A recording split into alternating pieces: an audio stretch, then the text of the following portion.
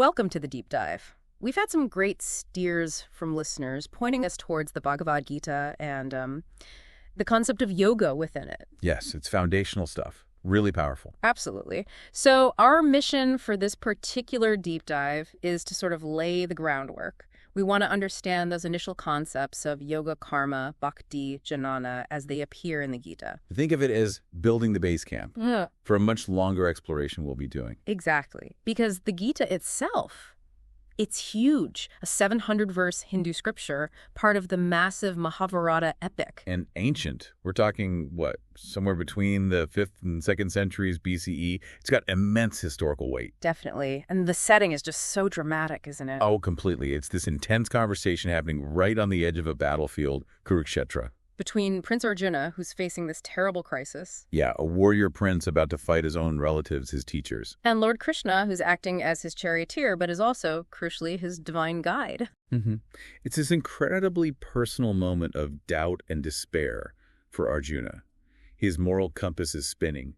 Duty versus love, really. That internal conflict is so palpable, and Krishna's response, well, it goes way beyond just telling him whether to fight or not. It really does. It opens up into these universal teachings about life, duty, the nature of reality, things relevant far beyond that specific war. And that's where we first really encounter these three main paths, these yogas. Karma yoga. The yoga of action, essentially. Bhakti yoga. Which is all about devotion. And Jnana yoga. The path of knowledge, of wisdom. Now, it's important to say up front, these aren't like strict separate boxes you have to fit into, right? Not at all. The Gita presents them as flexible, often overlapping approaches to spiritual growth. Different ways in. Aimed at harmonizing our actions, our emotions, our intellect, all working towards liberation, towards moksha. Precisely. And these ideas are all tangled up with concepts like dharma duty or righteousness, and the Atman, the eternal self within us. Okay, so that sets the scene nicely. Let's start digging into karma yoga first. Sounds good. The yoga of action. But it's more nuanced than just doing stuff, isn't it? It's about how we act. This idea of doing your duty without being hooked on the results. What's the core insight there? Well, the really striking thing about karma yoga isn't just doing good things. It's the idea that your intention and your detachment from the outcome are what actually purify the action. It sort of flips the common idea of renunciation on its head. How so? Krishna puts it very directly to Arjuna, doesn't he? You have a right to perform your prescribed duty, but you are not entitled to the fruits of action. That's a huge statement. Yeah, it sounds simple, but it's profound. It is. It's the heart of selfless service. Acting according to your dharma, your role, but letting go of the ego's need for praise or success or any specific reward. So intention and detachment, those are the key pillars. It's not saying don't act. Oh, quite the opposite. Yeah. The Gita argues action is inevitable. We have to act, even just to live. Krishna mentions this in Chapter 3, Basic Survival Requires Action. Right. So true renunciation isn't dropping out. It's dropping the personal attachment to the results. It's about purifying your intent. And that purity of intent, that leads to inner peace. That's the idea. It aligns your actions with something higher, beyond just personal gain. So, practically speaking, how does someone practice karma yoga day to day? It's really about how you approach your existing roles.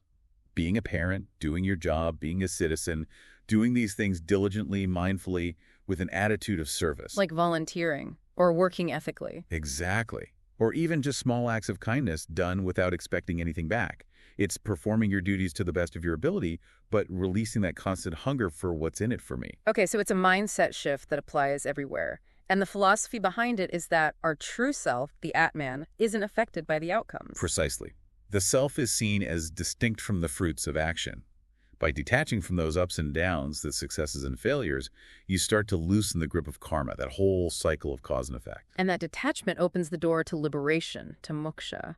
That's the path it lays out. And for Arjuna, remember, his dharma is to fight in this specific context. Right. So karma yoga tells him to engage in the battle because it is his duty, but without attachment to winning or losing, without being driven by hatred or glory. That shift transforms the action itself. It turns war into a spiritual practice in a way. Wow, that's a powerful idea. It is. It completely reframes action. Mm-hmm. Now, shall we move on to Bhakti yoga? It's quite a different flavor. Yeah, let's do that. Bhakti yoga, the path of devotion, of love. This feels more heart-centered, emotional. Very much so. It's about cultivating a deep, personal, loving relationship with the divine. And what's really radical here is its accessibility. How do you mean? Well, Krishna reveals his supreme nature, but then he said something incredibly inviting to Arjuna. Offer me with devotion. I am accessible to you. Even something simple, offered with love. So it's not just for, like, scholars or ascetics who perform extreme practices. Exactly. That's a key point. Bhakti makes liberation attainable through heartfelt love and surrender, not just through complex intellect or harsh discipline. It opens the door really wide. So the core principle is that relationship, that surrender. Yes.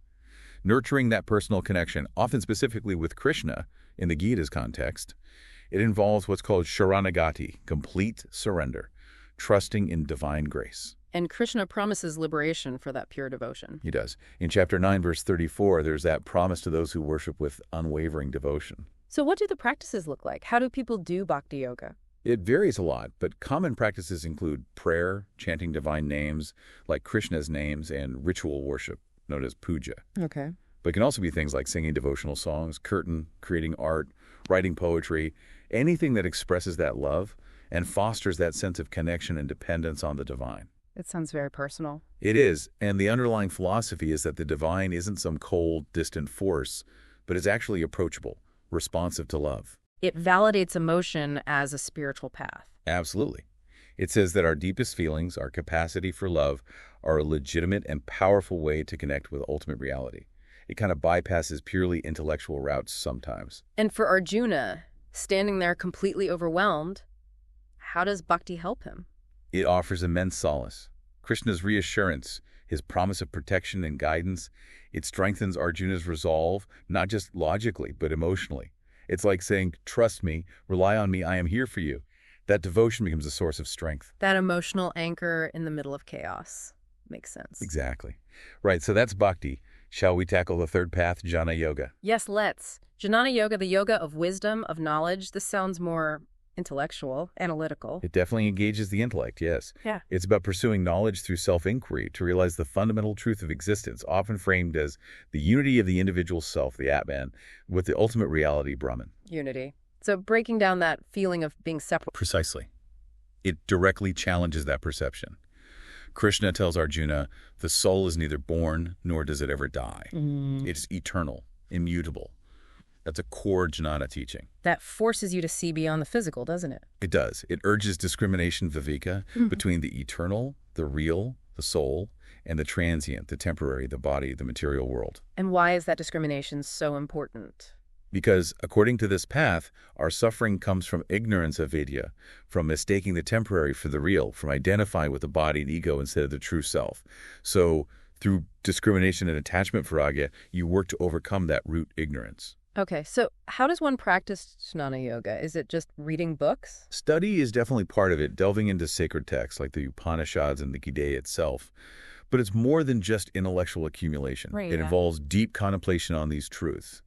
Meditation is key, but often focused on internalizing the nature of the self. And a central practice is self-inquiry, persistently asking, who am I? That sounds intense. It can be. It's a rigorous process aimed at direct realization, not just belief. It's about knowing your oneness with Brahman, experientially. And this is rooted in Vedanta philosophy. Yes, heavily rooted in Vedanta. The core idea is that liberation comes directly from this knowledge, this wisdom that dispels the illusion of separateness. So how does this path help Arjuna facing a very real, very physical battle? Abstract knowledge seems distant from swords and arrows. It gives him perspective. Understanding his true nature, that the soul is eternal and indestructible, helps free him from the paralyzing fear of death, his own and that of others. So it detaches him from the physical consequences. Exactly. It provides clarity. It helps him see beyond the immediate horror to a deeper reality. Understanding the impermanence of the physical drama unfolding before him, it reframes the whole situation. Okay, so we have karma, action attachment, bhakti, devotion, love, and jnana, wisdom, knowledge. 3 distinct paths. But you said earlier they're not totally separate. No, and the Gita makes this clear. They're presented as complementary. Krishna even says something like, in whatever way people approach me, I reward them accordingly. It suggests all sincere paths are valid. That's very inclusive. So how do they actually connect or overlap in real life? Well, think about it.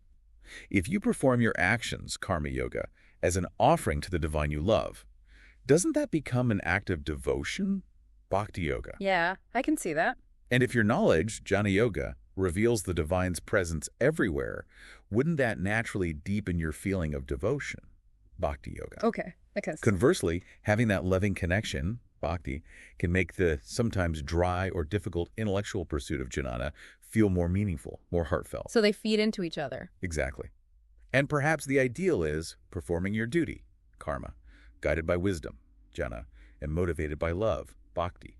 That feels like a very integrated way to live. So the Gita isn't forcing a choice, but suggesting a blend. It seems to offer a holistic approach. You can blend these elements, work selflessly, pray or connect with love, seek understanding through reflection, finding the balance that works for you. That makes it feel much more practical, less like abstract philosophy. That's the beauty of the Gita, I think. Yeah. It's deeply philosophical, but intensely practical. Okay, so wrapping up this initial deep dive, we've really just laid out the basic framework the Gita provides through these 3 yogas. Yeah, we've touched on karma yoga, selfless action without attachment to results, bhakti yoga, the path of loving surrender and devotion, and jnana yoga, the pursuit of wisdom, realizing our true self. And the key takeaway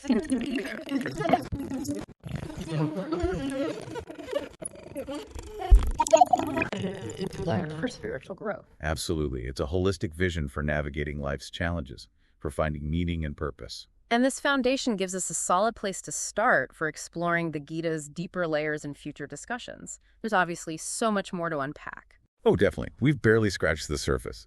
But understanding these 3 paths is essential for everything else. Right. So maybe a final thought for everyone listening. Just consider for a moment which of these paths, action, devotion, knowledge, resonates most with you right now. Where do you feel most naturally drawn? You might even see aspects of them already playing out in your life without having labeled them. Or perhaps just hearing about them shifts your perspective a little on your own daily actions, feelings, or thoughts. Yeah, thinking about your own battlefields, big or small. How might these ancient ideas offer some guidance or clarity today? It's definitely something to reflect on, and as we said, this is just the beginning of our journey into the Gita's wisdom. Lots more to come.